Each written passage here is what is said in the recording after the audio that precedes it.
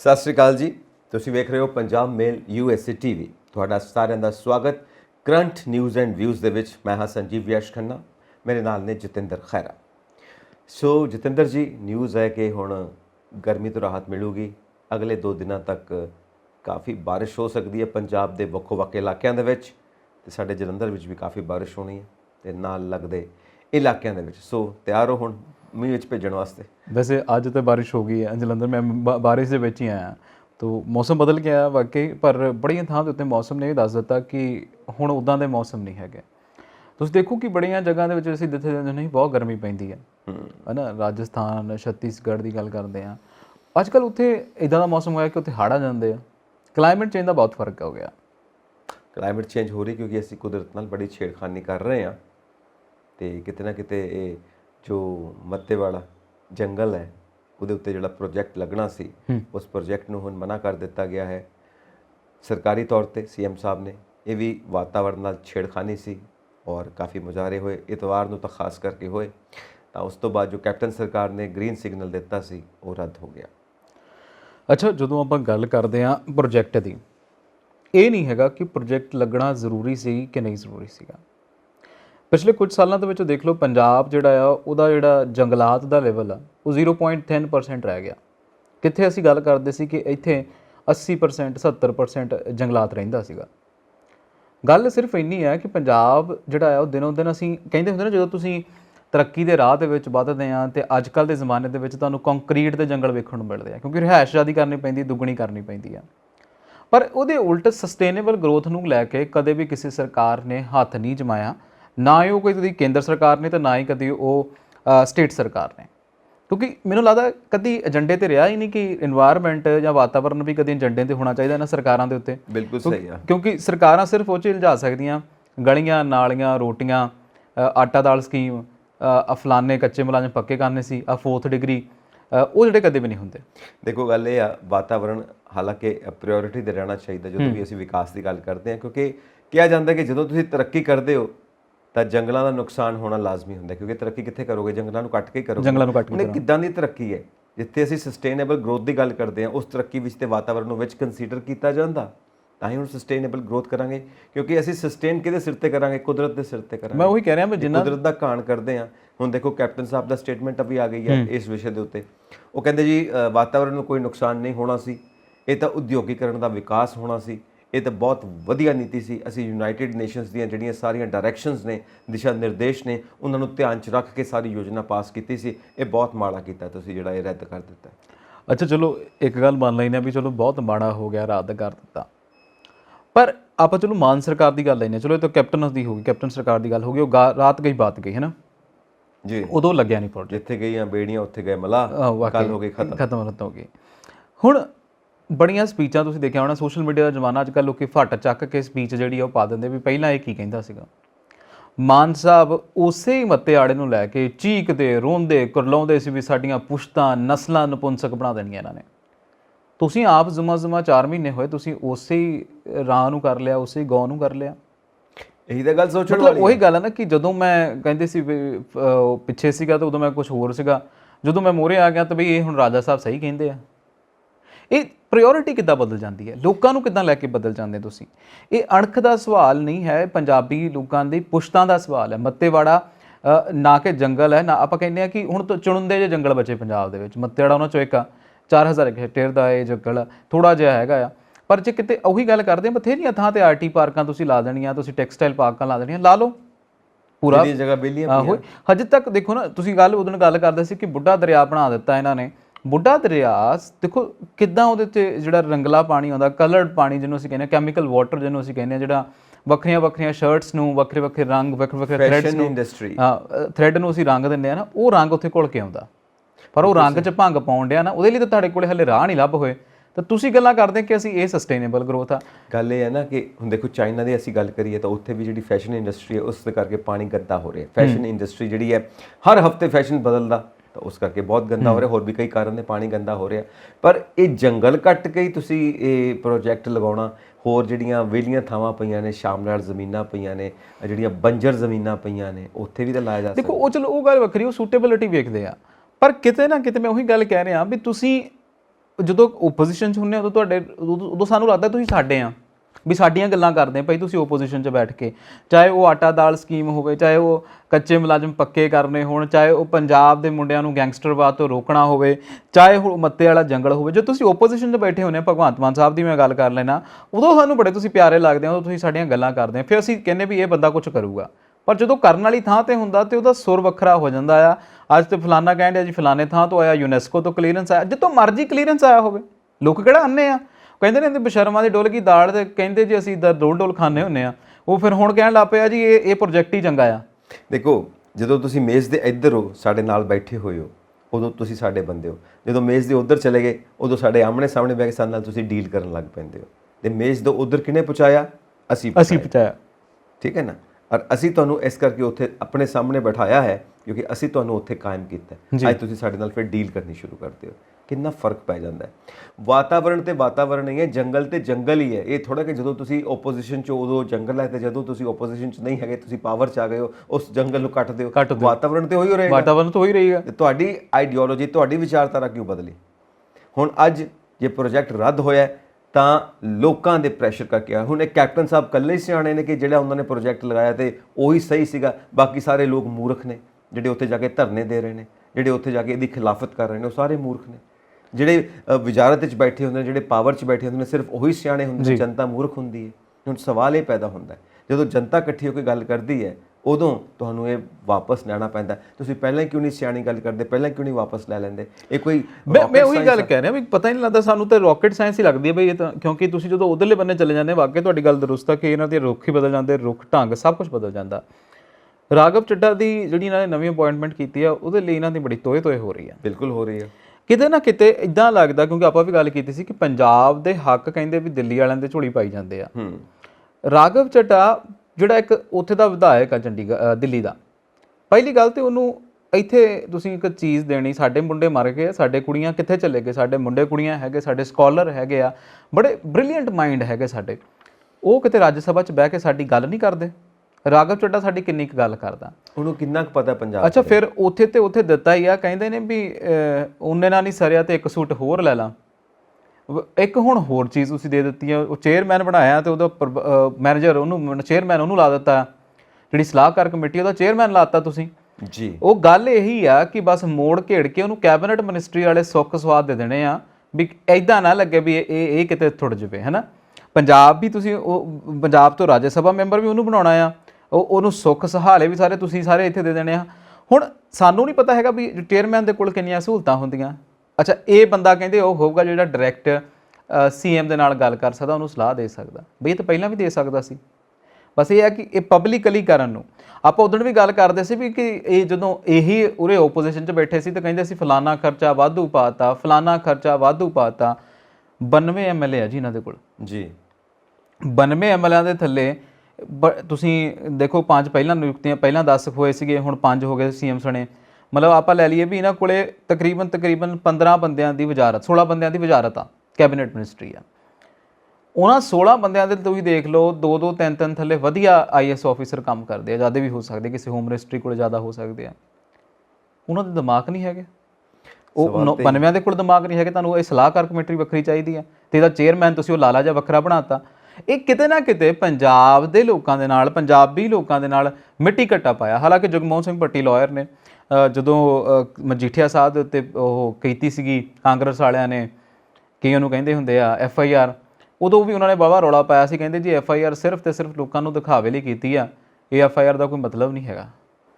ਦੇਖੋ, ਉਹਨਾਂ ਨੇ ਹਾਈ ਕੋਰਟ ਦੇ ਵਿੱਚ ਪਟੀਸ਼ਨ ਤਾਂ ਪਾਈ ਆ ਔਰ 2-3 ਦਿਨਾਂ ਦੇ ਵਿੱਚ ਇਹਦੀ ਸੁਣਵਾਈ ਵੀ ਹੋਣੀ ਆ। ਦੇਖੋ, ਊਂਠ ਕਿਸ ਕਰਵਟ ਬੈਠਦਾ, ਜਿੱਦਾਂ ਆਪਾਂ ਆਖਰ ਇੱਕ ਮੁਹਾਵਰਾ ਇਸਤੇਮਾਲ ਕਰਦੇ ਹਾਂ। ਪਰ ਕੁੱਲ ਮਿਲਾ ਕੇ ਦੇਖਿਆ ਜਾਵੇ ਨਾ, ਇਹ ਸਥਿਤੀ ਕੋਈ ਵਧੀਆ ਸਥਿਤੀ ਨਹੀਂ ਆ। ਪੰਜਾਬ ਦਾ ਇੰਟੈਲੀਜੈਂਸੀਆ ਹੈ, ਉਹਨੂੰ ਛੱਡ ਕੇ ਤੁਸੀਂ ਬਾਹਰੋਂ ਬੰਦੇ ਲਿਆ ਕੇ ਸਾਡੇ ਸਿਰ ਤੇ ਬਿਠਾਈ ਜਾਂਦੇ ਹੋ। ਉਹਦਾ ਕਾਰਨ ਕੀ ਹੈ? ਅੱਜ ਤੱਕ ਪੰਜਾਬ ਨਹੀਂ ਚੱਲਿਆ, ਪੰਜਾਬ ਚੱਲਦਾ ਰਿਹਾ। ਜੇ ਤੁਸੀਂ ਸਲਾਹਕਾਰ ਕਮੇਟੀ ਬਣਾਉਣੀ ਹੈ, ਪੰਜਾਬ ਦੇ ਲੋਕਾਂ ਨੂੰ ਲੈ ਕੇ ਬਣਾਓ, ਪੰਜਾਬ ਦੇ ਲੋਕਾਂ ਨੂੰ ਜੀ। ਰਾਜ ਸਭਾ ਦੇ ਵਿੱਚ ਮੈਂਬਰ ਭੇਜੇ, ਉਹ ਵੀ ਕਿਸੇ ਵੀ ਤਰੀਕੇ ਨਾਲ ਪੰਜਾਬ ਨੂੰ ਸੂਟ ਨਹੀਂ ਕਰਦੇ। ਉਹਨਾਂ ਨੇ ਅੱਜ ਤੱਕ ਪੰਜਾਬ ਦੀ ਕੋਈ ਗੱਲ ਨਹੀਂ ਕੀਤੀ, ਜਿਹੜੇ 5 ਬੰਦੇ ਪਹਿਲਾਂ ਭੇਜੇ ਸੀ। ਤੇ ਹੁਣ ਤੁਸੀਂ ਇੱਕ ਨਵੀਂ ਕਮੇਟੀ ਬਣਾ ਕੇ ਮਾਨਯੋਗ ਰਾਘਵ ਚੱਡਾ ਜੀ ਨੂੰ ਦਾ ਚੇਅਰਮੈਨ ਬਣਾ ਕੇ ਤੁਸੀਂ ਉਹਦੇ ਸਾਰੇ ਪਾਵਰਸ ਉਹਨਾਂ ਨੂੰ ਦੇ ਕੇ ਤੁਸੀਂ ਇੱਕ ਤਰ੍ਹਾਂ ਨਾਲ ਉਹਨਾਂ ਨੂੰ ਸ਼ੈਡੋ ਸੀਐਮ ਬਣਾ ਕੇ ਪੇਸ਼ ਕਰਨ ਲੱਗੇ ਹੋ ਸਾਡੇ ਸਾਹਮਣੇ। ਇੱਕ ਸ਼ੈਡੋ ਸੀਐਮ ਹੋਏਗਾ। ਸ਼ੈਡੋ ਸੀਐਮ ਹੀ ਆ ਤੁਸੀਂ, ਮੈਨੂੰ ਤਾਂ ਲੱਗਦਾ ਵੀ ਉਹ ਕਹਿੰਦੇ ਨੇ ਵੀ ਕਹਿੰਦੇ ਕੰਨ ਇੱਧਰ ਦੀ ਫੜ ਲਓ ਜਾਂ ਕੰਨ ਉੱਧਰ ਦੀ ਫੜ ਲਓ, ਗੱਲ ਸੇਮ ਹੀ ਆ। ਦੇਖੋ ਨਾ, ਮਾਨ ਸਾਹਿਬ ਕਿੱਥੇ ਰਹਿਣਗੇ? ਮਾਨ ਸਾਹਿਬ ਸਿਰਫ ਅੱਗੇ ਵਿਖਾਈ ਦੇਣਗੇ, ਪਿੱਛੋਂ ਕੰਟਰੋਲ ਰਾਘਵ ਚੱਡਾ ਕਰਨਗੇ ਸਾਰੀ ਕਾਂਗਰਸ ਦੀ ਇਹ ਜਿਹੜੀ ਸਿਆਸਤ ਹੈ, ਵਜ਼ਾਰਤ ਹੈ ਉਹਨੂੰ। ਮਤਲਬ ਇਹ ਆ ਕਿ ਇਹ ਹੋ ਕੀ ਰਿਹਾ? ਅਸੀਂ ਸਾਹਮਣੇ ਬੈਠੇ ਹਾਂ, ਸਾਰੇ ਪਬਲਿਕ ਦੇ ਲੋਕ ਅਸੀਂ ਦੇਖ ਰਹੇ ਹਾਂ ਇਹ ਹੋ ਰਿਹਾ। ਅਸੀਂ ਬੇਬਸ ਹਾਂ, ਅਸੀਂ ਕੁਝ ਨਹੀਂ ਕਰ ਸਕਦੇ। ਨਹੀਂ, ਅਸੀਂ ਕਰ ਨਹੀਂ ਸਕਦੇ। ਅਸੀਂ ਜਵਾਬ ਫਿਰ 5 ਸਾਲਾਂ ਬਾਅਦ ਹੀ ਦਿੰਦੇ ਜੇ ਸਾਨੂੰ ਕੋਈ ਨਤੀਜਾ ਨਾ ਹੁੰਦੇ ਨੇ। ਪਰ ਉਹੀ ਗੱਲ ਹੈ ਨਾ ਕਿ ਇਨ ਬਿਟਵੀਨ ਜੇ ਗੱਲਾਂ ਨਾ ਮੰਨੀਆਂ ਜਾਣ ਤਾਂ ਫਿਰ ਅਸੀਂ ਹੋਰ ਵੀ ਹਥਿਆਰ ਚੱਕ ਲੈਂਦੇ ਹਾਂ। ਆ ਮੱਤੇਵਾੜਾ ਲਈ ਚੱਕੇ ਹੀ ਆ। ਬਿਲਕੁਲ ਹੈ, ਕਿਸਾਨ ਅੰਦੋਲਨ ਵੀ ਹੋਇਆ, ਕਿਸਾਨ ਅੰਦੋਲਨ ਹੋਇਆ। ਸੋ ਇਹ ਨਹੀਂ ਹੈਗਾ ਕਿ ਅਸੀਂ ਬੇਚਾਰ ਤੇ ਲਾਚਾਰ ਵਾਂ। ਅਸੀਂ ਸਾਡੇ ਕਹਿੰਦੇ ਹੁੰਦੇ ਨੇ ਜਨਤਾ ਮਾਲਕ ਆ ਜੀ। ਜਨਤਾ ਨੇ ਜਦੋਂ ਸੋਚ ਲਿਆ ਨਾ ਕੁਝ ਕਰਨਾ ਤਾਂ ਜਨਤਾ ਕਰਕੇ ਹਟਦੀ ਆ। ਔਰ ਚੰਗੇ ਚੀਜ਼ ਲਈ ਮੈਨੂੰ ਲੱਗਦਾ ਖੜਨਾ ਪੰਜਾਬੀ ਹਮੇਸ਼ਾ ਜਾਣਦੇ ਆ। ਉਹ ਤਾਂ ਇਹ ਗੱਲ ਹੁੰਦੇ ਵੀ ਕਹਿੰਦੇ ਨਾ ਵੀ ਹੌਲੀ ਹੌਲੀ ਨੱਚ ਪਟਿਆਲਾ ਨੇੜੇ ਹੀ ਆ। ਉਹ ਦੇਖਦੇ ਆ ਵੀ ਸਰਕਾਰ ਕਿੱਦਾਂ ਆ, ਵੀ ਦੇਖ ਲੈਂਦੇ ਆ ਪਹਿਲਾਂ ਇਹਨੂੰ, ਫਿਰ ਨਹੀਂ ਤਾਂ ਸਾਡੇ ਵਾਲਾ ਤਾਂ ਹਥਿਆਰ ਹੈਗਾ ਹੀ ਆ ਨਾ। ਖੈਰਾ ਸਾਹਿਬ, ਕੁਝ ਲੋਕ ਨਾ ਇਸ ਗੱਲ ਨਾਲ ਵੀ ਜੋੜ ਲਏ ਨੇ ਕਿ ਸ਼ਾਇਦ ਰਾਘਵ ਚੱਡਾ ਕੋਈ ਰਿਸ਼ਤੇਦਾਰੀ ਹੋਏਗੀ ਉਹਨਾਂ ਦੀ ਕੇਜਰੀਵਾਲ ਸਾਹਿਬ ਦੇ ਨਾਲ। ਉਹ ਇੱਕ ਪ੍ਰਾਈਵੇਟ ਮੈਟਰ, ਉਹ ਪ੍ਰਾਈਵੇਟ ਮੈਟਰ ਆਪਾਂ ਕਦੇ ਨਹੀਂ ਉੱਤੇ ਡਿਸਕਲੋਜ਼ ਕੀਤਾ। ਸਾਡੇ ਵੱਲੋਂ ਮਾਮੇ ਦਾ ਪੁੱਤ ਹੋਵੇ, ਫਲਾਣੇ ਦਾ ਪੁੱਤ ਹੋਵੇ, ਟਮਕਾਣੇ ਦਾ ਪੁੱਤ ਹੋਵੇ, ਸਾਡੇ ਵੱਲੋਂ ਜਿਹਦਾ ਮਰਜ਼ੀ ਹੋਵੇ। ਸਾਡੇ ਪੰਜਾਬ ਦੀ ਜਦੋਂ ਗੱਲ ਆਉਂਦੀ ਆ, ਦੇਖੋ ਦਿੱਲੀ 'ਚ ਤੁਹਾਡੇ ਕੋਲ ਵਿਧਾਇਕੀ ਹੈਗੀ ਆ, ਫਿਰ ਤੁਸੀਂ ਕਿਉਂ ਇਹਨੂੰ ਲੋਲੀਪੋਪੇ ਕਰਦੇ ਫਿਰਦੇ ਆ? ਬਿਲਕੁਲ ਸਹੀ ਗੱਲ ਆ। ਔਰ ਦੂਜੀ ਗੱਲ ਇਹ ਹੈ, ਜੇ ਇਹ ਜਿੱਦਾਂ ਕਈ ਮਾਹਿਰ ਕਹਿੰਦੇ ਨੇ ਕਿ ਰਿਸ਼ਤੇਦਾਰੀ ਹੋ ਸਕਦੀ ਹੈ, ਉਹ ਇੱਕ ਪ੍ਰਾਈਵੇਟ ਮੈਟਰ, ਅਸੀਂ ਪਹਿਲਾਂ ਹੀ ਕਹਿ ਰਹੇ ਹਾਂ ਇਸ ਗੱਲ ਨੂੰ। ਦੂਸਰੀ ਗੱਲ ਇਹ ਆ ਕਿ ਜੇ ਤੁਸੀਂ ਇਸ ਪੁਆਇੰਟ ਆਫ ਵਿਊ ਨਾਲ ਵੀ ਦੇਖੋ, ਅਸੀਂ ਤਾਂ ਪਹਿਲਾਂ ਹੀ ਇਸ ਗੱਲ ਦੇ ਖਿਲਾਫ ਜਾਂਦੇ ਹਾਂ ਕਿ ਕਿਸੇ ਵੀ ਪਾਰਟੀ ਦੇ ਵਿੱਚ ਰਿਸ਼ਤੇਦਾਰੀਆਂ, ਭਾਈ ਭਤੀਜਾਵਾਦ, ਇਹ ਸਭ ਨਹੀਂ ਹੋਣਾ ਚਾਹੀਦਾ। ਇੱਕ ਲੋਕਤੰਤਰਿਕ ਮਾਮਲਾ ਹੈ ਤਾਂ ਲੋਕਤੰਤਰ ਦੇ ਮੁਤਾਬਿਕ ਹੀ ਚੱਲਣਾ ਚਾਹੀਦਾ ਹੈ। ਪਰ ਜੇ ਮਾਹਿਰ ਮੰਨਦੇ ਨੇ, ਅਸੀਂ ਉਸ ਗੱਲ 'ਚ ਨਹੀਂ ਆਵਾਂਗੇ, ਅਸੀਂ ਉਸ ਗੱਲ ਤੋਂ ਬਾਹਰ ਹੀ ਰਵਾਂਗੇ ਕਿ ਸੰਵਿਧਾਨਿਕ ਤੌਰ ਤੇ ਇਹ ਚੀਜ਼ ਠੀਕ ਹੈ, ਜਿਵੇਂ ਕਿ ਚੈਲੰਜ ਕੀਤਾ ਹੈ ਹਾਈ ਕੋਰਟ ਦੇ ਵਿੱਚ ਐਡਵੋਕੇਟ ਸਾਹਿਬ ਨੇ ਕਿ ਇਹ ਸੰਵਿਧਾਨਿਕ ਤੌਰ ਤੇ ਵੀ ਠੀਕ ਨਹੀਂ ਹੈ। ਨੋਟੀਫਿਕੇਸ਼ਨ ਨੂੰ ਲੈ ਕੇ ਉਹਨਾਂ ਨੇ ਪਟੀਸ਼ਨ ਪਾਈ ਹੈ। ਸੋ ਇਹ ਗੱਲ ਵੀ ਦੇਖੀ ਜਾਵੇ ਔਰ ਨੈਤਿਕ ਤੌਰ ਤੇ ਵੀ ਦੇਖਿਆ ਜਾਵੇ ਤਾਂ ਇਹ ਕੋਈ ਬੜਾ ਵਧੀਆ ਡਿਸੀਜਨ ਨਹੀਂ ਹੈ। ਉਹ ਕਹਿੰਦੇ ਹੁੰਦੇ ਨਾ ਵੀ ਅੰਨਾ ਵੰਡੇ ਰੇੜੀਆਂ ਤੇ ਮੁੜ ਆਪਣਿਆਂ ਨੂੰ ਹੀ। ਉਹ ਹੁਣ ਇਹ ਗੱਲ ਕਿ ਰਾਘਵ ਚੱਡਾ ਨੂੰ ਸਭ ਕੁਝ ਦੇਈ ਜਾਂਦੇ, ਕਦੇ ਫਲਾਨਾ ਬਣਾ ਲਓ, ਕਦੇ ਟਮਕਾਨਾ ਬਣਾ ਲਓ, ਕਦੀ ਇਹਨੂੰ ਆਹ ਬਣਾ ਲਓ। ਇੱਦਾਂ ਵੀ ਨਹੀਂ ਚਾਹੀਦਾ ਸੰਜੀਵ ਜੀ। ਦੇਖੋ, ਚਾਹੇ ਦੋ ਅਹੁਦੇ ਹੋਣ, ਪਰ ਪੰਜਾਬ ਦਾ ਤੁਸੀਂ ਹੱਕ ਮਾਰਦੇ ਆ, ਪੰਜਾਬੀਅਤ ਦਾ ਹੱਕ ਮਾਰਿਆ ਤਾਂ ਇਹਦੇ ਨਾਲ ਨਹੀਂ। ਰੀਜ਼ਨ ਕੀ ਆ? ਰਾਘਵ ਚੱਡਾ, ਵਾਈ ਰਾਘਵ ਚੱਡਾ? ਕੀ ਰੀਜ਼ਨ ਹੈ ਇਹਦਾ? ਕਿਹਾ ਜਾਂਦਾ ਕਿ ਜੀ ਇਕਨੋਮਿਕਲੀ ਬੜਾ ਉਹ ਸਾਊਂਡ ਮਾਈਂਡ ਰੱਖਦੇ ਨੇ, ਬੜੀ ਸਟ੍ਰੈਟਜੀ ਰੱਖਦੇ ਨੇ, ਇਕਨੋਮਿਕਲੀ ਉਹ ਬਹੁਤ ਸਿਆਣੇ ਨੇ। ਤਾਂ ਸਾਡੇ ਇੱਥੇ ਇਕਨੋਮਿਸਟ ਨਹੀਂ ਬੈਠੇ ਹੋਏ ਪੰਜਾਬ ਦੇ ਵਿੱਚ? ਕਿੰਨੇ ਕਿੰਨੇ ਅਨੁਭਵੀ ਲੋਕ ਬੈਠੇ। ਵਾਕਈ ਮੈਂ ਉਹ ਗੱਲ ਕਹਿੰਦਾ ਵੀ ਇੱਥੇ ਦੇ ਲੋਕ ਕਿਤੇ ਹੈ ਨਹੀਂ ਇਹਨਾਂ ਕੋਲ ਅਨੁਭਵ। ਮਤਲਬ ਬਾਹਰੋਂ ਬੰਦਾ ਲਿਆ ਕੇ ਪੰਜਾਬ ਦੇ ਸਿਰ ਤੇ ਬਿਠਾਓ ਤੇ ਪੰਜਾਬ ਦਾ ਇੰਟੈਲੀਜੈਂਸੀਆ, ਪੰਜਾਬ ਦੇ ਥਿੰਕ ਟੈਂਕ, ਉਹ ਕਿੱਥੇ ਚਲੇ ਜਾਂਦੇ ਨੇ? ਇਹ ਗੱਲ ਵਿਚਾਰ ਕਰਨ ਵਾਲੀ ਹੈ। ਇਹਦੇ ਪਿੱਛੇ ਕੀ ਗੇਮ ਹੈ, ਕੀ ਗੇਮ ਚੱਲਣੀ ਹੈ, ਕੀ ਕੁਝ ਹੋਣਾ? ਇਹ ਕੁਝ ਘਟਨਾਵਾਂ ਐਸੀਆਂ ਹੋਣ ਵਾਲੀਆਂ ਨੇ ਜੋ ਸ਼ਾਇਦ, ਜੋ ਮਾਹਿਰ ਕਹਿੰਦੇ ਨੇ ਕਿ ਸ਼ਾਇਦ ਉਹ ਪੰਜਾਬ ਦੇ ਵਾਸਤੇ ਸਹੀ ਨਹੀਂ ਹੋਣਗੀਆਂ। ਇਦਾਂ ਮੰਨਿਆ ਜਾ ਰਿਹਾ ਇਸ ਵਕਤ ਜੋ। ਚਲੋ ਉਹ ਸਮਾਂ ਦੇਖੇਗਾ, ਪਰ ਇਹ ਜਿਹੜੇ ਡਿਸੀਜਨ ਨੇ ਇਹ ਬਿਲਕੁਲ ਹੀ ਸਹੀ ਨਹੀਂ ਗੇ। ਅੱਜ ਆਪਾਂ ਬੁੱਢਾ ਦਰਿਆ ਦੀ ਗੱਲ ਕਰਦੇ ਹਾਂ ਤਾਂ ਮੈਨੂੰ ਯਾਦ ਆ ਗਿਆ, ਆਪਾਂ ਉਹ ਵੀ ਗੱਲ ਕਰ ਹੀ ਲਈਏ। ਜੀ। ਪਰਿਆਵਰਣ ਮੰਤਰੀ ਤੇ ਐਜੂਕੇਸ਼ਨ ਮਿਨਿਸਟਰੀ ਜਿਨ੍ਹਾਂ ਦੇ ਕੋਲ ਆ, ਮੀਤ ਹੇਅਰ ਤੇ ਪੰਜਾਬ ਪ੍ਰਦੂਸ਼ਣ ਕੰਟਰੋਲ ਬੋਰਡ ਦੇ ਚੇਅਰਮੈਨ ਹੈ ਨਾ ਬਲਸੰਤ ਬਲਬੀਰ ਸਿੰਘ ਸੀਚੇਵਾਲ ਜੀ, ਦੋਨੇ ਬੁੱਢਾ ਦਰਿਆ ਵੇਖਣ ਗਏ ਆ ਜੀ। ਮੈਂ ਕਿਹਾ ਵੇਖ ਲਓ ਜਿੰਨਾ ਵੇਖਣਾ, ਪਰ ਇਹਨੂੰ ਦੇਖਣ ਦੇ ਨਾਲ ਕੁਝ ਨਹੀਂ ਹੋਣਾ। ਇਹ ਜਦੋਂ ਤੁਸੀਂ ਸਾਫ਼ ਕਰ ਦੋਗੇ, ਜਿਵੇਂ ਕਹਿੰਦੇ ਹੁੰਦੇ ਨਾ ਕਿ ਕਿਸੇ ਨੂੰ ਕਿਸੇ ਨਾਲ ਕੋਈ ਮਤਲਬ ਨਹੀਂ, ਜੋ ਤੁਸੀਂ ਐਂਡ ਰਿਜ਼ਲਟ ਦਿਓਗੇ ਨਾ ਉਹਦਾ ਹੀ ਮਤਲਬ ਹੁੰਦਾ। ਚਾਹੇ ਤੁਸੀਂ ਗੱਲਾਂ ਦੇ ਵਿੱਚ ਤੁਸੀਂ ਜਿੰਨੇ ਮਰਜ਼ੀ ਪਹਾੜ ਚੋੜੀ ਜਾਓ, ਡਿਲੀਵਰ ਕੀ ਕੀਤਾ ਐਟ ਦਾ ਐਂਡ ਲੋਕਾਂ ਨੇ ਉਹੀ ਵੇਖਣਾ ਹੈ। ਬਿਲਕੁਲ ਜੀ, ਹੈ ਨਾ। ਤੁਸੀਂ ਹੁਣ ਪਰਿਆਵਰਣ ਦੀ ਗੱਲ ਚੱਲਦੀ ਆ ਤਾਂ ਤੁਸੀਂ ਆ ਕੇ ਉੱਥੇ ਸੋਸ਼ਾ ਕਰ ਲਿਆ ਪਬਲਿਸਿਟੀ ਦੇ ਲਈ। ਮੈਂ ਤਾਂ ਇਹਨੂੰ ਸੋਸ਼ਾ ਹੀ ਕਹਿਣਾ ਹੁੰਦਾ ਵੀ ਜਦ ਤੱਕ ਤੁਸੀਂ ਡਿਲੀਵਰ ਨਹੀਂ ਕਰਨਾ ਉਦੋਂ ਤੱਕ ਇਹ ਸੋਸ਼ਾ ਹੀ ਰਹਿੰਦਾ ਹੈ ਨਾ। ਹੁਣ ਅਸੀਂ ਗੰਗਾ ਯੋਜਨਾ ਦੀ ਗੱਲ ਲਈ, ਅਸੀਂ ਬਜਟ ਦੇ ਦਿੱਤਾ ਸੀ, ਗਵਰਨਮੈਂਟ ਨੇ ਕਹਿੰਦੇ ਜੀ ਅਸੀਂ ਇੰਨੇ ਫਲਾਣੇ ਦਾ ਬਜਟ ਦਿੱਤਾ ਆ। ਪ੍ਰਗਿਆ ਸਾਧ ਵੀ ਅਸੀਂ ਉਹਦੀ ਇੰਚਾਰਜ ਬਣਾ ਦਿੱਤੀ ਆ, ਉਮਾ ਭਾਰਤੀ ਇੰਚਾਰਜ ਬਣਾਈਆਂ। ਉਹ ਤੇਲੀ ਦਾ ਉਹ ਜਿਹੜਾ ਕਹਿੰਦੇ ਹੁੰਦੇ ਆ ਕਿ 2 ਮੀਲ ਦਾ ਪੈਦਾ ਤੇ ਉੱਥੇ ਦਾ ਉੱਥੇ ਹੀ। ਉਹ ਗੱਲ ਇਹ ਆ ਕਿ ਗੱਲਾਂ ਜਿੱਥੀਆਂ ਮਰਜ਼ੀ ਤੁਸੀਂ ਕਰ ਲਓ, ਜੇ ਤੁਸੀਂ ਉੱਥੇ ਦੇ ਉੱਥੇ ਖੜੇ ਆ ਨਾ ਤਾਂ ਫਿਰ ਸਾਨੂੰ ਰਿਜ਼ਲਟ ਡਿਲੀਵਰ ਹੁੰਦੇ ਦਿਖਦੇ ਨਹੀਂ ਗਏ। ਇੱਕ ਗੱਲ ਹੋਰ ਦੱਸੋ, ਜਿਹੜਾ ਹੁਣੇ ਪ੍ਰੋਜੈਕਟ ਡ੍ਰੌਪ ਹੋਇਆ ਮੱਤੇਵਾੜਾ ਜੰਗਲ ਦਾ, ਉਹਦੇ ਬਾਰੇ ਸੀਚੇਵਾਲ ਸਾਹਿਬ ਦੀ ਕੋਈ ਸਟੇਟਮੈਂਟ ਆਈ ਹੈ? ਦੇਖੋ, ਜਦੋਂ ਤੁਹਾਨੂੰ ਪੋਲੀਟੀਕਲੀ ਬਹੁਤ ਸਾਰੀਆਂ ਫਾਇਦੇ ਮਿਲਦੇ ਹੋਣ ਨਾ, ਉਦੋਂ ਕਹਿਣਾ ਵੀ ਬਹੁਤ ਔਖਾ ਹੁੰਦਾ। ਜਾਂ ਕਹਿ ਲਓ ਕਿ ਤੁਸੀਂ ਪੰਜਾਬ ਪ੍ਰਦੂਸ਼ਣ ਕੰਟਰੋਲ ਬੋਰਡ ਦੇ ਚੇਅਰਮੈਨ ਹੋਵੋ, ਫਿਰ ਸਰਕਾਰ ਕਿਤੇ ਨਾ ਕਿਤੇ ਦਬਾਅ ਵੀ ਕਰ ਦਿੰਦੀ ਆ। ਪਿੱਛੇ ਜੇ ਉਹਨਾਂ ਦੀ ਸਟੇਟਮੈਂਟ ਆਉਂਦੀ ਸੀ ਕਿ ਜਦੋਂ ਪਾਣੀ ਗੰਧਲਾ ਹੋ ਗਿਆ, ਫਿਰ ਦੁਬਾਰਾ ਆਕਸੀਜਨ ਘਟ ਗਈ ਆ ਉਸੇ ਦਰਿਆ ਕਾਲੀ ਬਾਈ ਦੇ ਵਿੱਚ, ਉਹਨਾਂ ਨੇ ਕਿਹਾ, ਕਹਿੰਦੇ ਜੀ ਮੈਂ ਤਾਂ ਬੜੀ ਵਾਰੀ ਕਹਿ ਚੁੱਕਾ, ਕੋਈ ਸੁਣਦਾ ਹੀ ਨਹੀਂ ਹੈਗਾ। ਮੱਛੀਆਂ ਮਾਰ ਰਹੀਆਂ। ਉਹ ਇਨਡਾਇਰੈਕਟ ਇਹੀ ਸੀਗਾ ਵੀ ਸੁਣਦਾ ਕੋਈ ਨਹੀਂ ਆ, ਕਿਹਨੂੰ ਕਹੀਏ ਤੇ ਕਿਹਨੂੰ ਨਾ ਕਹੀਏ। ਕਾਂਗਰਸ ਸਰਕਾਰ ਵੀ ਉਹ ਇਹੀ ਕਹਿੰਦੇ ਸੀ, ਕਹਿੰਦੇ ਜੀ ਮੈਂ ਇਕੱਲਾ ਐਫਰਟ ਕਰਕੇ ਆਪਣੇ ਸਿਰ ਦੇ ਉੱਤੇ ਇਹ ਕਰ ਲਿਆ। ਪਰ ਇਹਦਾ ਮਤਲਬ ਇਹ ਨਹੀਂ ਹੈਗਾ ਕਿ ਮੈਂ ਇਹ ਚੀਜ਼ਾਂ ਜਿਹੜੀਆਂ ਨੇ ਉਹਨਾਂ ਲੋਕਾਂ ਲਈ ਕਰਨ ਡਿਆ ਜਿਹੜੇ ਮਤਲਬ ਸੋਚਦੇ ਹੋਣੇ ਕਿ ਮੈਨੂੰ ਕੋਈ ਪੋਲੀਟੀਕਲ ਫਾਇਦਾ ਚਾਹੀਦਾ। ਫਿਰ ਮੈਂ ਉਹੀ ਕਹਿੰਦਾ ਵੀ ਸੰਜੀਵ ਜੀ ਸੁਣਦਾ ਕੋਈ ਨਹੀਂ ਆ, ਉਹ ਆਪਣੇ ਸਿਰ ਤੇ ਤੁਸੀਂ ਕਰਨਾ, ਆਪਣੇ ਸਿਰ ਤੇ ਜੱਗ ਜਿੱਤਣਾ ਜਿੱਤ ਲਓ, ਨਹੀਂ ਤਾਂ ਕੋਈ ਨਹੀਂ। ਸਰਕਾਰਾਂ ਇਹ ਕਹਿੰਦੀਆਂ ਤੇ ਬਾਕੀ ਤੇ ਫਿਰ ਸਟੇਟਮੈਂਟਸ ਹੀ ਨੇ, ਬਾਕੀ ਸਾਰੀਆਂ ਸਟੇਟਮੈਂਟਸ ਲੋਕਾਂ ਵਾਸਤੇ। ਗੱਲਾਂ ਦਾ ਕੜਾਹ ਬਣਾਉਣਾ ਤਾਂ ਮਿੱਠਾ ਥੋੜਾ ਕਿਉਂ ਪਾਉਣਾ, ਗੱਲ ਤੇ ਇਹ ਸ਼ੂਗਰ ਹੀ ਹੋ ਜਾਵੇ ਜ਼ਿਆਦਾ ਮਿੱਠੇ ਨਾਲ। ਇਹ ਸ਼ੁਕਰਾਂ ਤਾਂ ਹੋਈਆਂ ਸਾਨੂੰ। ਅਸੀਂ ਕਹਿੰਦੇ ਜੀ ਨਾ ਮੰਤਰੀ ਜਿੰਦਾਬਾਦ ਜਿੰਦਾਬਾਦ, ਫਲਾਨਾ ਪਿੰਡ ਚੋਂ ਇਕੱਠੇ ਕਰਕੇ ਲੈ ਜਾਂਦਾ, ਇੱਕ ਮੋਹਤਵਾਰ ਜਿਹਾ ਰੱਖਿਆ ਹੁੰਦਾ, ਉਹ ਐਮਐਲਏ ਨੇ ਆਪਣਾ ਵੀ ਤੇਰਾ ਕੰਮ ਕਰਾ ਦਿਆ ਕਰੂੰਗਾ। ਉਹ ਫਿਰ ਅਸੀਂ ਵੀ ਮੋਹਤਵਾਰ ਦੇ ਪਿੱਛੇ ਜਾਂਦੇ ਪਈ ਚੱਲ ਜਾਵਾਂਗੇ। ਉਹ ਕਹਿੰਦਾ ਵੀ ਮੇਰੇ ਨਾਲ ਰੈਲੀ ਤੇ ਜਾਣਾ ਪੈਣਾ, ਪਰ ਮਜਬੂਰੀ ਨੂੰ ਚੱਲ ਜਾ ਹੀ ਉਹਨੇ ਜੀ ਫਲਾਣੇ ਥਾਂ ਕੰਮ ਕਰਾਇਆ ਸੀਗਾ। ਇਹ ਸੈੱਟ ਆਫ ਪੈਟਰਨ ਜਿਹੜਾ ਨਾ ਗੰਦਾ ਹੋ ਗਿਆ। ਸਹੀ ਗੱਲ ਹੈ। ਔਰ ਇਹ ਪਤਾ ਨਹੀਂ ਕਿਹੜੇ ਰਿਜ਼ਲਟ ਤੇ ਸਾਨੂੰ ਲੈ ਕੇ ਜਾਏਗਾ। ਇਹ ਬਹੁਤ ਹੀ ਡੇਂਜਰਸ ਆ ਔਰ ਬਹੁਤ ਹੀ ਸੋਚ ਕੇ ਮੈਂ ਕਦੀ ਸੋਚਦਾ ਹੁੰਦਾ, ਪਿੱਛੇ ਜੇ ਚੋਣਾਂ ਹੋ ਕੇ ਹਟੀਆਂ, ਆਪਾਂ ਵੀ ਕੰਮ ਕਰਦੇ, ਤੁਸੀਂ ਵੀ ਕੰਮ ਕਰਦੇ ਨਾ, ਇੱਕ ਦਿਨ ਦੀ ਛੁੱਟੀ ਮੰਗ ਲਓ ਤੇ ਸਾਡਾ ਜਿਹੜਾ ਅਫਸਰ ਆ ਕਿੱਦਾਂ ਸਾਡੇ ਵੱਲ ਔਰਾ ਵੇਖਣਾ ਸ਼ੁਰੂ ਹੋ ਜਾਂਦਾ ਨਾ। ਫਿਰ ਕਹੀਏ ਦੂਸਰੇ ਦਿਨ ਵੀ ਸਾਨੂੰ ਕੋਈ ਕੰਮ, ਫਿਰ ਆਹ ਜਿਹੜੇ ਰੈਲੀਆਂ 'ਚ ਆਉਂਦੇ ਇਹਨਾਂ ਨੂੰ ਕੋਈ ਕੰਮ ਨਹੀਂ ਹੁੰਦਾ ਭਲਾ। ਇਹ ਕੀ ਸੁਣਦੇ ਆ, ਕਿਤੇ ਕਿੱਡਾ ਕੁ ਸਕਾਲਰ ਰਿਲੇਟਡ ਦਿੰਦੇ ਇਹ, ਤੇ ਕਰੋੜਾਂ ਲੱਖਾਂ ਲੋਕੀ ਮੂਹਰੇ ਬੈਠੇ ਹੁੰਦੇ। ਭਾਈ ਕੀ ਸੁਣਦੇ ਤੁਸੀਂ ਉਹਨਾਂ ਨੂੰ?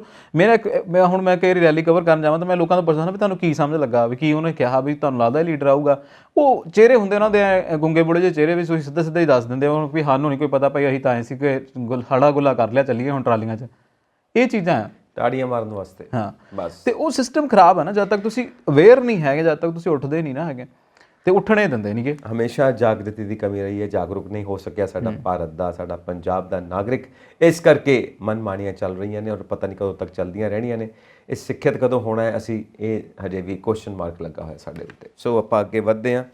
ਕਿਸਾਨ ਮੋਰਚੇ ਵੱਲੋਂ ਚੋਣ ਲੜ ਚੁੱਕੇ ਮਲਵਿੰਦਰ ਸਿੰਘ ਭਾਜਪਾ ਵਿੱਚ ਸ਼ਾਮਿਲ ਹੋ ਗਏ ਨੇ। ਆਇਆ ਮਜ਼ਾ? ਮੈਂ ਉਹੀ ਕਹਿ ਰਿਹਾ ਵੀ ਅੱਜ ਕੱਲ੍ਹ ਕਿਸੇ ਦਾ ਰਸੂਖ ਨਹੀਂ ਤੇ ਕਿਸੇ ਦਾ ਕੋਈ ਵਜੂਦ ਨਹੀਂ। ਬਿਲਕੁਲ ਸਹੀ ਹੈ। ਰਾਤੀ ਅਸੀਂ ਰੋਟੀ ਖਾ ਕੇ ਸਵੇਰ ਨੂੰ ਅਸੀਂ ਕਹਿ ਲਿਆ ਅਸੀਂ ਖਾਧੀ ਨਹੀਂ ਨਾ, ਫਿਰ ਉਹਦਾ ਕਰ ਕੀ ਲੈਣਾ, ਹੈ ਨਾ?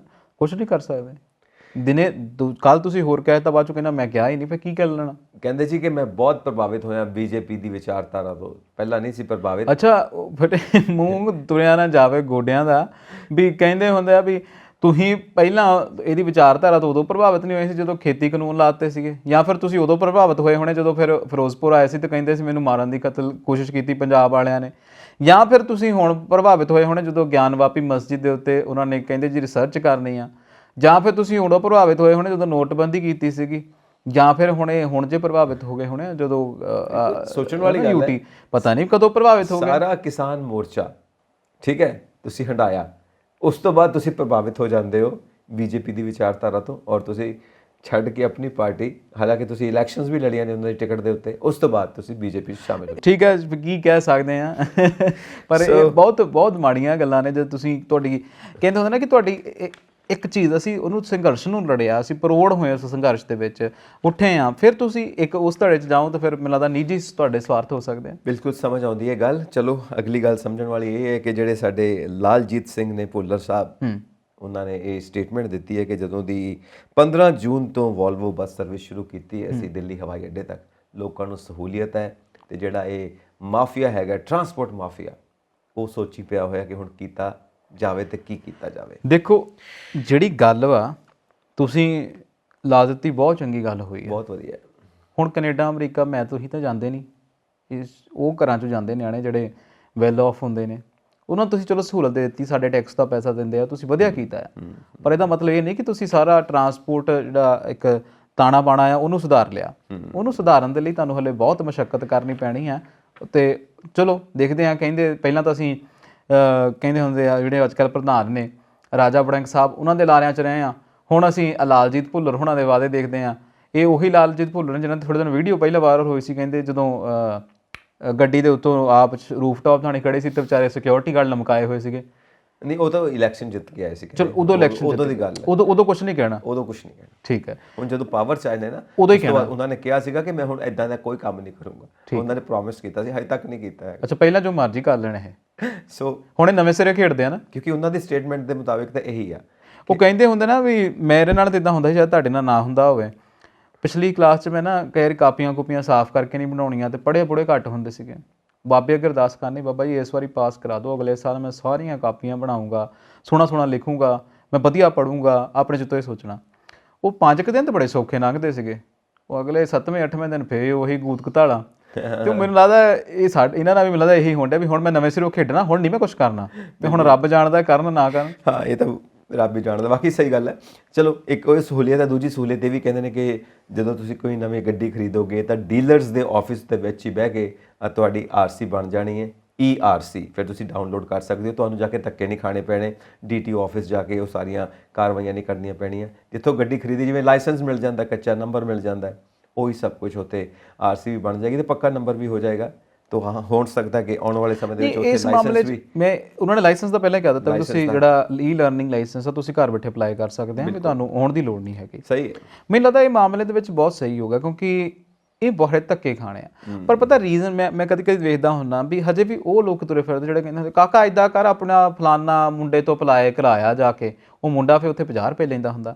ਅਸੀਂ ਇੰਨੇ ਸਾਊਂਡ ਨਹੀਂ ਹੋਏ, ਹਾਲਾਂਕਿ ਜਿਹੜੀ ਕਲਾਸ ਸਾਊਂਡ ਆ ਟੈਕਨੀਕਲੀ, ਜਿਨ੍ਹਾਂ ਕੋਲੇ ਫੁੱਲ ਫਿਰ ਸੁਵਿਧਾ, ਉਹਨਾਂ ਦੇ ਲਈ ਬਹੁਤ ਚੰਗੀ ਗੱਲ ਆ। ਬਾਕੀ ਚਲੋ ਰਸ਼ ਤੋਂ ਬਚਣ ਲਈ ਉਹਨਾਂ ਲਈ ਵੀ ਠੀਕ ਆ, ਕਿਉਂਕਿ ਜਿੱਥੇ 50 ਰੁਪਏ ਪਿੰਡ ਵਾਲੇ ਨੂੰ ਦੇ ਦਿੰਦੇ ਆ, ਉੱਥੇ ਨਹੀਂ ਤਾਂ ਪਹਿਲਾਂ 50 ਦਾ ਤੇਲ ਫੂਕ ਕੇ ਜਾਂਦੇ ਸੀ, ਸਾਰਾ ਕੰਮ ਧੰਦਾ ਰੋਕਦੇ ਸੀ। ਇੱਥੇ ਫਿਰ ਚਲੋ ਆਪਣੇ ਪਿੰਡ ਵਾਲਿਆਂ ਤੋਂ ਕਰਾ ਲੈਂਦੇ ਆ।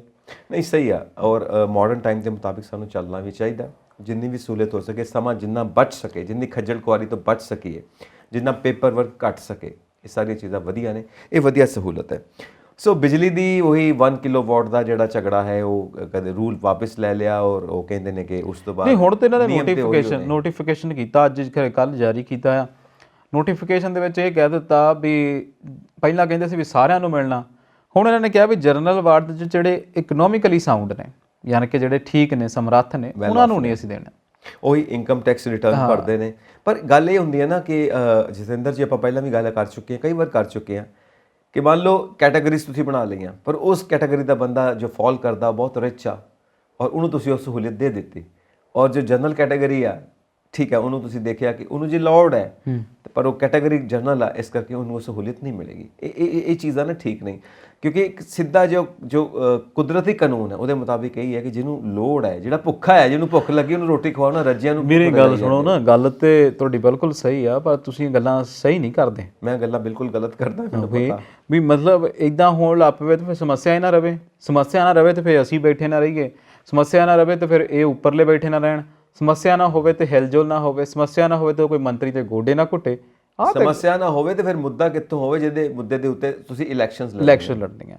ਤੇ ਉਹੀ ਗੱਲ ਹੈ ਨਾ ਵੀ ਇਹ ਕਿਹੜਾ ਵੀ ਅਮਰੀਕਾ ਵਾ ਜਿੱਥੇ ਅਸੀਂ ਇਦਾਂ ਦੇ ਮੁੱਦਿਆਂ, ਜਾਂ ਕੈਨੇਡਾ ਇਦਾਂ ਦੇ ਮੁੱਦੇ ਵੀ ਸਾਡੇ ਕੋਠੇ ਦੇ ਉੱਤੇ ਮੋਰ ਬੜੇ ਬੈਠਦੇ ਅੱਜ ਕੱਲ੍ਹ, ਉਹ ਇਦਾਂ ਦੇ ਮੁੱਦੇ ਲੈ ਕੇ ਬੈਠਦੇ, ਕਿਉਂਕਿ ਬਾਕੀ ਸਾਰੇ ਮੁੱਦੇ ਹੈ ਹੀ ਨਹੀਂਗੇ। ਇਹਦੇ ਵਿੱਚ ਵੀ ਵਿਪਕਸ਼ ਦਾ ਹੱਥ ਹੈ, ਸਾਡੇ ਕੋਠੇ ਉੱਤੇ ਮੋਰ ਬੈਠਦੇ। ਉੱਥੇ ਮੈਂ ਦੇਖਿਆ ਵੀ ਬੜੇ ਥਾਂ ਤੇ ਇਦਾਂ ਦੇ ਹੁੰਦਾ ਵੀ ਉਹਨਾਂ ਦੇ ਇਨਵਾਇਰਨਮੈਂਟ ਆਫਿਸ ਜਿਹੜਾ ਮਿਨਿਸਟਰ, ਉਹਨੂੰ ਕਹਿੰਦੇ ਵੀ ਮੋਰ ਬਹੁਤ ਬੈਠਦੇ, ਵੀ ਤੁਸੀਂ ਇਹਨਾਂ ਦਾ ਕੁਝ ਕਰੋ ਰਡਾਰ ਤੇ, ਹੈ ਨਾ। ਤੇ ਉੱਥੇ ਇਦਾਂ ਦੇ ਮਸਲੇ ਆ। ਉਹ 911 ਤੇ ਕਾਲ ਕੀਤੀ ਸੀਗੀ, ਉਹ ਥੋੜਾ ਲੇਟ ਹੋ ਗਿਆ ਜੀ, 5 ਮਿੰਟ ਲੇਟ ਆਏ ਆ। ਹੁਣ ਇੱਥੇ ਅਸੀਂ ਥੋੜੀ ਕਹਿ ਸਕਦੇ ਹਾਂ, ਅਸੀਂ ਤਾਂ ਕਹਿੰਦੇ 2 ਘੰਟੇ ਲੇਟ ਆਏ ਆ, ਤੇ ਜੇ 5 ਮਿੰਟ ਲੇਟ ਹੋਏ ਤਾਂ ਕਦੀ ਡੇਟ ਗਿਣਦੇ ਨੂੰ ਕਹਿੰਦੇ ਅਸੀਂ ਪਹਿਲਾਂ ਆ ਗਏ ਆ। ਇਹ ਸਿਸਟਮ ਜਿਹੜਾ ਹੈ ਨਾ, ਬਦਲਣ ਦੀ ਲੋੜ ਆ ਫਿਲਹਾਲ। ਮੈਨੂੰ ਲੱਗਦਾ ਸਾਨੂੰ ਜਾਣਾ ਚਾਹੀਦਾ। ਹਾਂ, ਬਿਲਕੁਲ ਤੁਹਾਡੀ ਗੱਲ ਠੀਕ ਹੈ, ਸਿਸਟਮ ਬਦਲਣ ਦੀ ਲੋੜ ਹੈ, ਬਟ ਕੀ ਕਰੀਏ, ਲੋਕਤੰਤਰ ਹੈ, ਇਸ਼ੂ ਬੇਸਡ ਪੋਲਿਟਿਕਸ ਹੈ। ਵਾਕਈ ਇਸ਼ੂ ਬੇਸਡ ਪੋਲਿਟਿਕਸ ਹੈ। ਉਹ ਕਹਿੰਦੇ ਨੇ ਵੀ ਇੰਨੇ ਸਾਲ ਸਾਨੂੰ ਹੋ ਗਏ ਆ ਆਜ਼ਾਦ ਹੋਇਆਂ ਨੂੰ, ਉਹ ਕਸ਼ਮੀਰ ਵੀ ਉੱਥੇ ਖੜਾ ਆ, ਉਹ ਅਸਾਮੀਆਂ ਵੀ ਉੱਥੇ ਖੜੇ ਆ, ਉਹ ਛੱਤੀਸਗੜ੍ਹ ਵਾਲੇ ਵੀ ਉੱਥੇ ਖੜੇ ਆ, ਪੰਜਾਬ ਬੋਡੋਲੈਂਡ ਵੀ ਉੱਥੇ ਖੜਾ, ਬੋਡੋਲੈਂਡ ਵੀ ਉੱਥੇ ਖੜਾ, ਵਾਕਈ ਬੋਡੋਲੈਂਡ ਵੀ ਉੱਥੇ ਖੜਾ, ਤੇ ਪੰਜਾਬ ਵੀ ਉੱਥੇ ਖੜਾ ਆ। ਤੇ ਅਸੀਂ ਹੁਣ ਚੱਲਦੇ, ਪਰ ਅਸੀਂ ਚੱਲਦੇ ਹਾਂ। ਪਰ ਜਾਂਦੇ ਜਾਂਦੇ ਇੱਕ ਗੱਲ ਹੋਰ, ਸਾਊਥ ਕੈਲੀਫੋਰਨੀਆ ਦੇ ਵਿੱਚ ਫਿਰ ਤੋਂ ਗੋਲੀ ਚੱਲੀ, 7-11 ਦੀਆਂ 4 ਦੁਕਾਨਾਂ ਦੇ ਅੰਦਰ ਫਿਰ 2 ਮੌਤਾਂ ਹੋ ਗਈਆਂ ਨੇ। ਅਮਰੀਕਾ ਕੱਲ੍ਹ ਹੀ ਉਹਨਾਂ ਨੇ ਜਸ਼ਨ ਮਨਾਇਆ ਸੀ ਹਲੇ ਵੀ ਅਸੀਂ ਕਾਨੂੰਨ ਪਾਸ ਕਰ ਦਿੱਤਾ ਤੇ ਹੁਣ ਗੋਲੀਬਾਰੀ ਨਹੀਂ ਹੋਊਗੀ। ਮੈਨੂੰ ਲੱਗਦਾ ਜੋ ਬਾਈਡਨ ਸਾਹਿਬ ਹੁਣਾਂ ਦੀ ਜਿਹੜੀ ਗੱਲਬਾਤ ਹੈ ਉਹ ਸਹੀ ਹੋਣ ਡਈ ਹੈ। ਉਹ ਕਹਿੰਦੇ ਸੀ ਵੀ ਕਾਨੂੰਨ ਤਾਂ ਬਣਾ ਲਿਆ ਪਰ ਇੰਨਾ ਸਖਤ ਨਹੀਂ ਹੈ, ਕਿਉਂਕਿ ਹਜੇ ਮਾਈਂਡ ਸੈਟ ਨਹੀਂ ਨਾ ਬਦਲਿਆ। ਓਕੇ, ਬਹੁਤ ਸਾਲਾਂ ਤੋਂ ਚੱਲ ਰਿਹਾ। ਚਲੋ, ਮਾਈਂਡ ਸੈਟ ਬਦਲਨੇ ਵਾਕਈ ਬਹੁਤ ਔਖੇ ਹੈ। ਤੁਸੀਂ ਭਾਰਤ ਵਰਗੇ ਮੁਲਕ ਦਾ ਵੀ ਅੰਦਾਜ਼ਾ ਲਾ ਸਕਦੇ ਹੋ, ਔਰ ਅਸੀਂ ਵੀ ਅੰਦਾਜ਼ਾ ਲਗਾਤਾਰ ਲਾਉਂਦੇ ਰਹਿੰਦੇ। ਹੁਣ ਤਾਂ ਇੱਦਾਂ ਲੱਗਦਾ ਵੀ ਪਤਾ ਨਹੀਂ ਕੀ ਕਹਿੰਦੇ ਰਹਿੰਦੇ ਆ।